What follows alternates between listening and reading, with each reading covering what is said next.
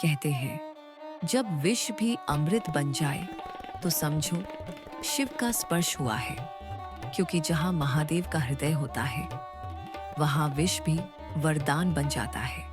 आज की कथा है विष का अमृत बन जाना। एक ऐसी कहानी जो बताती है कि कैसे करुणा, त्याग और प्रेम किसी भी विष को अमृत में बदल सकते हैं। एक समय की बात है, तीनों लोगों में असंतुलन फैल गया था। देवता और असुर दोनों ही अपने स्वार्थ में डूबे हुए थे।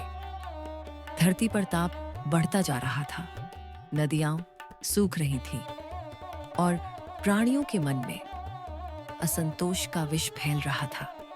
देवताओं ने विष्णु जी से प्रार्थना की, प्रभु कुछ कीजिए, सृष्टि को फिर से संतुलन चाहिए।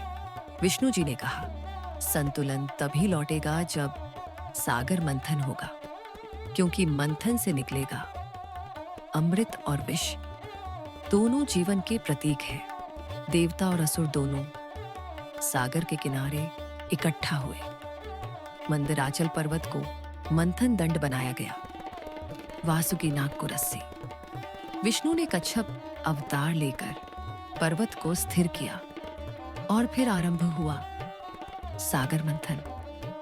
मंथन से दिव्य वस्तुएं निकलने लगी, रत्न, अप्सराएं, कामधेनु और अंत में कालकूट विष। वह विष इतना भयंकर था कि उसकी धारा से पर्वत जल उठा, आकाश में धुआं फैल गया, धरती हिलने लगी।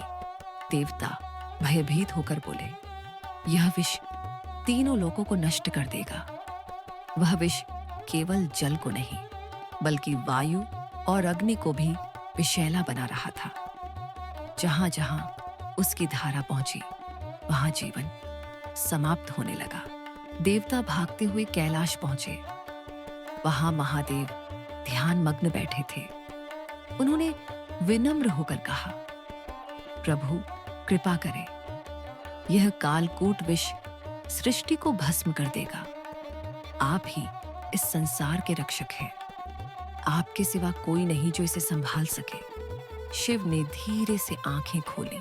उनके चेहरे पर न कोई भय था, न कोई चिंता, सिर्फ शांति।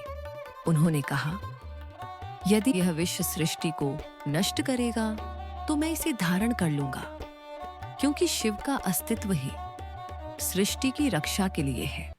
देवता बोले, प्रभु यह विष आपको भी जला देगा। शिव मुस्कुराए। वह जो सृष्टि के लिए जिए उसे स्वयं के लिए मरने से डर नहीं होता। और वे समुद्र की ओर बढ़ चले। महादेव ने अपना त्रिशूल उठाया और कालकूट विष को अपने कर में लिया। वह विष धधकती अग्नि की तरह था, जिसकी एक बूंद भी पर्वत को भस्म कर सकती थी।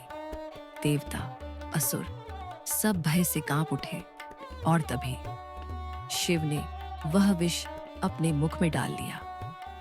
पूरा ब्रह्मांड उस क्षण थम गया। वह विष उनके गले में अटक गया और उनके कंठ का रंग नीला हो गया।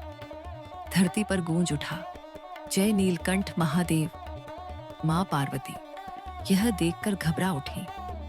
वे तुरंत शिव के समीप आईं और उनके गले को पकड़ लिया ताकि विष उनके शरीर में न फैल सके। उन्होंने कहा, प्रभु आपकी करुणा ने सृष्टि को बचा लिया, पर अब आपकी रक्षा मेरी जिम्मेदारी है। उन्होंने प्रेम से कहा, यह विष अब आपके गले में रहेगा, क्योंकि यह विष नहीं, आपके त्याग का प्रतीक है। शिव ने मुस्कुराकर पार्वती की ओर देखा। तुम्हारा प्रेम ही इस विष को अमृत बना देगा। और सच में वह विष अब जलन नहीं, शीतलता बन गया। जब देवताओं ने देखा कि सृष्टि सुरक्षित हो गई है तो वे सभी शिव के चरणों में नतमस्तक हुए। जय हो नीलकंठ महादेव की, जय हो त्याग के सागर की। विष्णु बोले, प्रभु आपने जो किया वह केवल शिव ही कर सकते हैं। आपने विष को अमृत में बदल दिया क्योंकि आपका हृदय करुणा से भरा है। शिव ने कहा, करुणा ही वह शक्ति है जो विष को अमृत बनाती है। जब मन में प्रेम हो तो सबसे कड़वा भी मीठा बन जाता है, कहते हैं। जब शिव ने वह विष धारण किया तो वह सिर्फ नीला नहीं बल्कि दिव्य तेज बन गया। उनके गले से निकलती नीली आभा इतनी उज्जवल थी कि देवताओं की आंखें झिलमिला उठी। वह आभा जो कभी विनाश का प्रतीक थी, अब रक्षा का चिन्ह बन चुकी थी। वह विष जो मृत्यु लाया था, अब जीवन देने वाला बन गया। इस प्रकार विष अमृत बन गया। यह कथा केवल पुराण की नहीं बल्कि जीवन का सत्य है। हर व्यक्ति के जीवन में भी विष आता है, दुहक, अपमान, क्रोध या असफलता के रूप में। पर जब हम शिव की तरह उसे धैर्य से सहते हैं तो वही विष हमें मजबूत बनाता है। शिव हमें सिखाते हैं, हर पीड़ा, हर विष का एक उद्देश्य होता है। वह हमें भीतर से शुद्ध करने आता है। वह जो दुख को करुणा में बदल दे, वह सच्चा नीलकंठ कहलाता है। जब शिव ने विष को धारण किया, सृष्टि में पुनः संतुलन स्थापित हुआ। वायु शुद्ध हो गई, जल स्वच्छ हो गया, जीवों में जीवन लौट आया। देवताओं ने अमृत प्राप्त किया, असुरों ने भी अपना भाग पाया। पर सृष्टि का सबसे बड़ा वरदान मिला, महादेव का त्याग। वह दिन बन गया, करुणा और त्याग का पर्व। एक दिन पार्वती जी ने कहा, प्रभु, आपने विष को अमृत में बदला, पर मनुष्य इसे क्यों नहीं समझ पाता? शिव बोले, क्योंकि मनुष्य केवल बाहरी अमृत चाहता है, भीतर का नहीं। जब तक वह अपने भीतर के विष को नहीं देखेगा, वह सच्चा अमृत नहीं पा सकता। पार्वती ने मुस्कुराकर कहा, तो क्या हर हृदय में यह शक्ति है? शिव बोले, हाँ, हर आत्मा में। पर वह शक्ति तभी प्रकट होती है जब प्रेम, त्याग और क्षमा एक साथ हों। प्रिय दर्शकों, यह कथा हमें सिखाती है कि जीवन में जब भी विष आए तो घबराना नहीं। वह विष आपके भीतर छिपे नीलकंठ को जगाने आया है।